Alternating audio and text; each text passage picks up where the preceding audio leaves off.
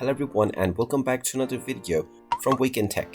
In this video, I'm going to show you how to log into your account on Discover Bank. So let's get started right away. First of all, open up your web browser and then in the address bar, type in discover.com and press enter. You will then be taken into the official website for Discover Bank. You will find the login portal right at the homepage, or you can also click on login at the top right corner. Now just enter your user ID within the user ID box and then enter your account password underneath within the password section. You can then click on the drop-down menu to choose which kind of account that you want to log into. After choosing your preferred account, click on the login button and you will be logged into your Discover Bank account right away.